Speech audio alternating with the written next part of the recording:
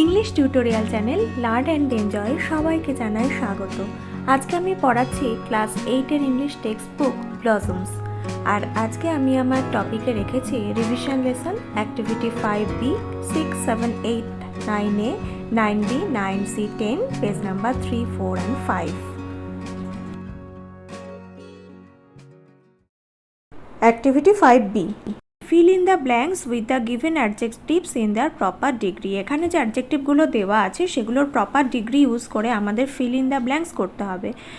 Number 1 দেখো, no other mountain peak is so dash as Everest. তার মানে কি কোনো পর্বতশৃঙ্গ এভারেস্টের মতো উঁচু নয়। এখানে যদি কোনো সেন্টেন্সে অ্যাজ কথাটা থাকে, অ্যাজ এভারেস্ট, তো সেক্ষেত্রে আমরা সব সময় পজিটিভ ডিগ্রি ইউজ করব।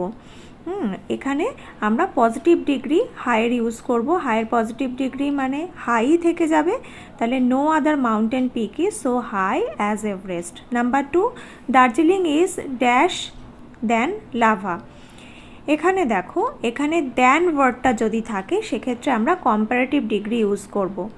অর্থাৎ দার্জিলিং হলো লাভার থেকে ঠান্ডা, তাহলে কুলের কম্পারেটিভ ডিগ্রি আমরা ইউজ করব। কুলের কম্পারেটিভ ডিগ্রি হচ্ছে কুলার, তাহলে Darjeeling is cooler than lava.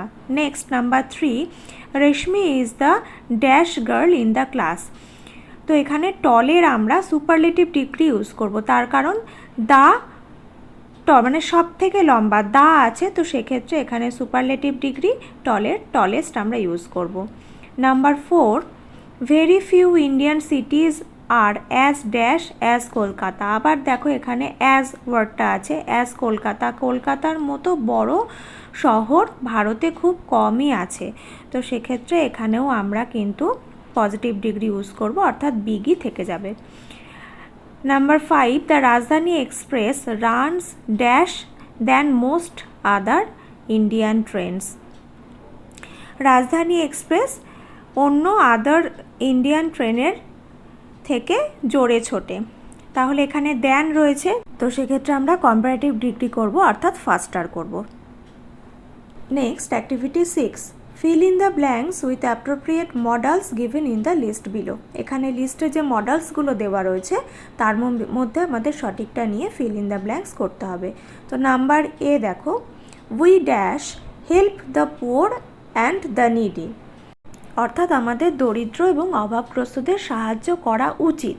তো উচিত অর্থে আমরা কি ব্যবহার করি? শুড। তাহলে আমরা লিখব we should help the poor and the needy. Number B, dash God bless you. অর্থাৎ ভগবান তোমাকে আশীর্বাদ করুন। এক্ষেত্রে আমরা সবসময় মে ব্যবহার করি। Number C, you dash hurry up or you will be late. তোমাকে তাড়াতাড়ি নিতে হবে অথবা তোমার দেরি হয়ে যাবে।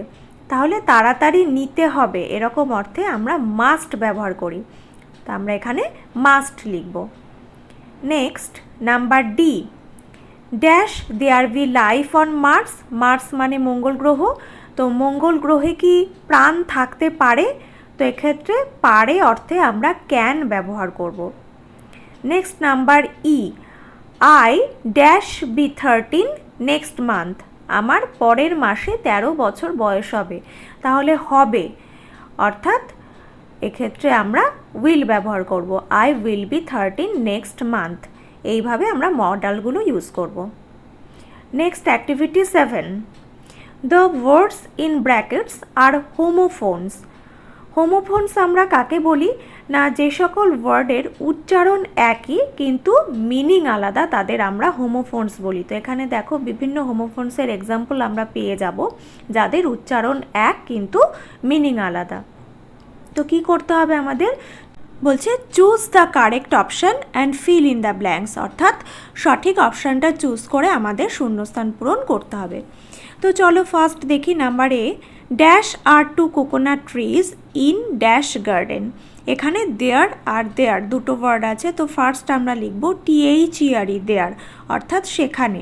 সেখানে আছে দুটো নারকেল গাছ, কোথায় না তাদের বাগানে।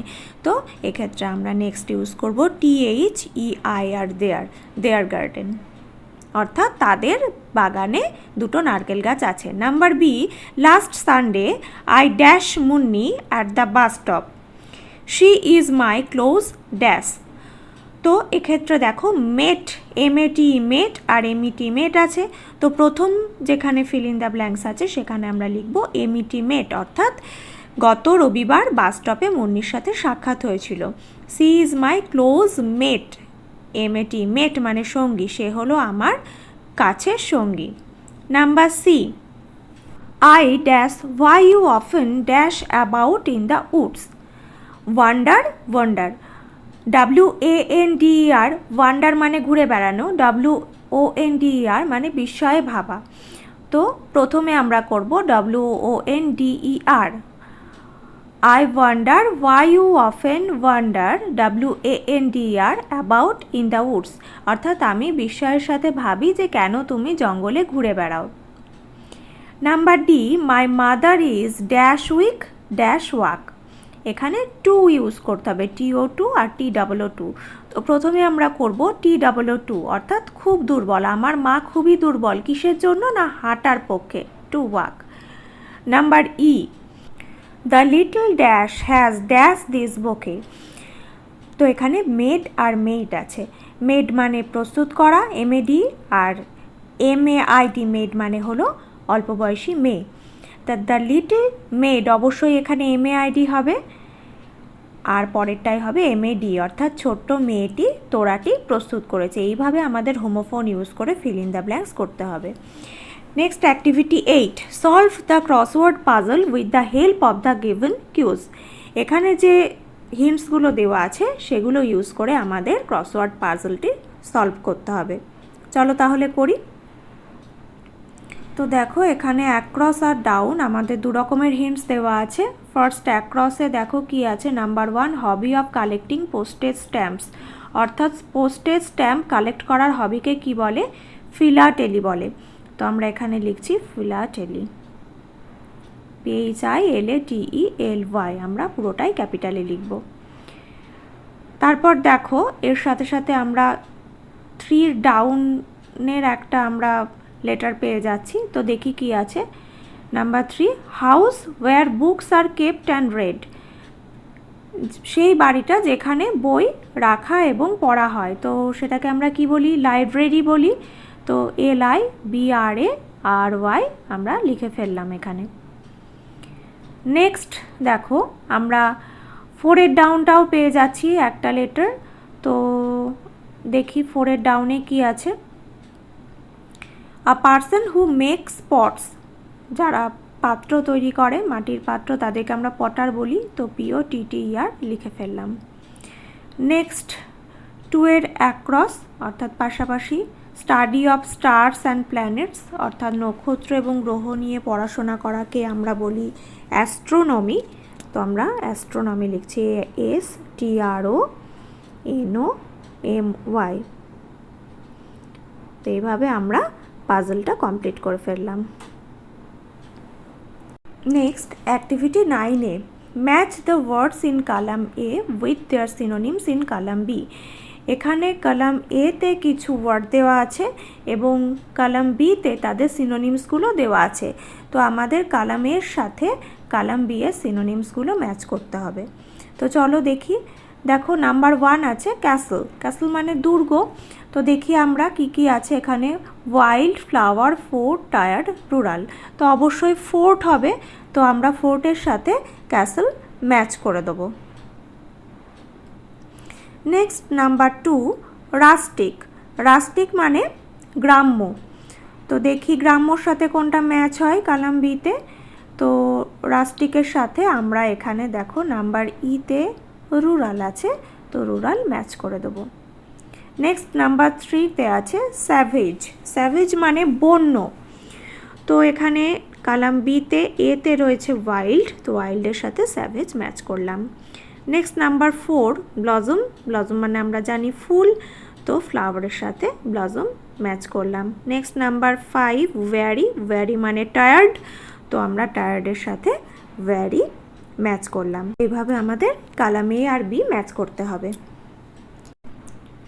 Next activity 9B, make sentences with the words given in column A of activity 9A। অর্থাৎ আমরা যে অ্যাক্টিভিটি 9A এক্ষুনি করে এলাম কালামের ওয়ার্ডগুলো দিয়ে আমাদের মেক সেন্টেন্স করতে হবে। তো চলো দেখো কি করা যায়। ফার্স্ট দেখো castle. The castle is old, অর্থাৎ দুর্গটি পুরনো। Next rustic. Yesterday we went to a rustic place, অর্থাৎ গতকাল আমরা একটা গ্রাম্য জায়গায় গিয়েছিলাম। Next savage. The savage animals often become furious, অর্থাৎ প্রায়শই বন্য প্রাণীরা ক্ষুব্ধ হয়ে ওঠে। Next blossom. The little garden is full of blossoms now, অর্থাৎ ছোট্ট বাগানটি বর্তমানে ফুলে পরিপূর্ণ। Next weary. We all were weary after the tour, ট্যুরের পরে আমরা সবাই ক্লান্ত হয়ে পড়েছিলাম। Next let's talk. Suppose you have been selected to represent your school in a district level sports event. মনে করো তোমাকে ডিস্ট্রিক্ট লেভেল স্পোর্টস ইভেন্টে স্কুলের থেকে প্রতিনিধিত্ব করার জন্য পছন্দ করা হয়েছে। Describe your feelings to the class. তোমার শ্রেণীতে তুমি তোমার অনুভূতি বর্ণনা করো। তো চলো দেখি এটা কিভাবে করা যায়। দেখো কিভাবে লিখেছি। I have been selected to represent my school in the district level sports event, অর্থাৎ ডিস্ট্রিক্ট লেভেল স্কুল ইভেন্টে আমাকে স্কুল থেকে প্রতিনিধিত্ব করার জন্য পছন্দ করা হয়েছে। I am very happy and excited for that, এবং আমি এর জন্য ভীষণ খুশি এবং উত্তেজিত। The event will be held on 18th January, ইভেন্টটি অনুষ্ঠিত হবে 18 জানুয়ারি and I am preparing myself well for that, এবং সেটার জন্য আমি নিজেকে খুব ভালোভাবে প্রস্তুত করছি। I will try my level best to make my school proud, অর্থাৎ আমার স্কুলকে গর্বিত করার জন্য আমি আমার সর্বাধিক প্রচেষ্টা সেখানে দেব। এরপর চলে আসছি activity 9C। Add prefix or suffix to the following words to form opposites, অর্থাৎ প্রেফিক্স বা সাফিক্স যোগ করে এই ওয়ার্ডগুলোর অপোজিট ফর্ম আমাদের তৈরি করতে হবে। তো প্রথমেই চলো আমরা জেনে নিই প্রেফিক্স আর সাফিক্স কাকে বলে। তো দেখো, a prefix is a word part added to the beginning of a word, অর্থাৎ প্রেফিক্স হলো এমন শব্দাংশ যেটা কোনো শব্দর প্রথমে ব্যবহৃত হয়। আর দেখো সাফিক্স কি না, a suffix is a word part added to the end of a word, অর্থাৎ সাফিক্স হলো এমন শব্দাংশ যেটা কোনো শব্দের শেষে ব্যবহৃত হয়। অর্থাৎ প্রেফিক্স শব্দের শুরুতে বসে শব্দের অর্থ পরিবর্তন করে এবং সাফিক্স শব্দের শেষে বসে শব্দের অর্থ পরিবর্তন করে। তো এবার দেখি কিভাবে অপোজিট ওয়ার্ডগুলো প্রেফিক্স আর সাফিক্স ইউজ করে করা যায়। ফার্স্ট দেখো আছে সিকিওর। সিকিওর মানে নিশ্চিত বা নিরাপদ, সেক্ষেত্রে আমরা ইনসিকিওর করেছি, অর্থাৎ প্রেফিক্স ইউজ করেছি ইনসিকিওর মানে অনিশ্চিত। নেক্সট পেশেন্ট মানে ধৈর্য, ইমপেশেন্ট মানে অধৈর্য। হোপ, হোপ মানে আশা। এক্ষেত্রে দেখো আমরা যদি হোপলেস করতাম তাহলে হোপ যেহেতু নাউন, কিন্তু হোপলেস করলে সেটা কিন্তু অ্যাডজেক্টিভ হয়ে যেত। তো সেই জন্য এটাকে আবার নাউন ফর্মে ফেরানোর জন্য আমরা এক্ষেত্রে দুটো সাফিক্স ইউজ করেছি হোপলেসনেস। Next appear. অ্যাপিয়ার মানে আবির্ভূত হওয়া, এর অপোজিট আমরা করেছি প্রেফিক্স ইউজ করে ডিসঅ্যাপিয়ার, অর্থাৎ অদৃশ্য হয়ে যাওয়া। নেক্সট বাউন্ড মানে আবদ্ধ, এর অপোজিট করেছি boundless. Next activity 10। Write a paragraph in about 70 words on the famous Bengali writer Bibhutibhusan Bandyopadhyay. Use the following hints, অর্থাৎ ফেমাস রাইটার বিভূতিভূষণ বন্দ্যোপাধ্যায়ের সম্বন্ধে একটি প্যারাগ্রাফ লিখতে হবে এই হিন্টগুলো ব্যবহার করে। তো বিভূতিভূষণ বন্দ্যোপাধ্যায়ের ওপর একটি প্যারাগ্রাফ আমি তোমাদের এর আগেই দিয়ে দিয়েছি, সেই ভিডিওর লিঙ্ক আমি ডেসক্রিপশন বক্সে শেয়ার করে দেবো, তোমরা সেটা দেখে নিলেই এই রাইটিংটা খুব সহজেই তৈরি করতে পারবে। আজকে আমার ক্লাস এই পর্যন্তই। ভিডিওটি দেখার জন্য অনেক অনেক ধন্যবাদ। যদি তোমাদের ভিডিওগুলি ভালো লাগে তাহলে প্লিজ চ্যানেলটিকে সাবস্ক্রাইব করে আমার পাশে থেকো। পরের দিন চলে আসবো আবার নতুন কোনো ভিডিও নিয়ে। ততক্ষণ পর্যন্ত সবাই ভালো থেকো, সুস্থ থেকো। Thank you.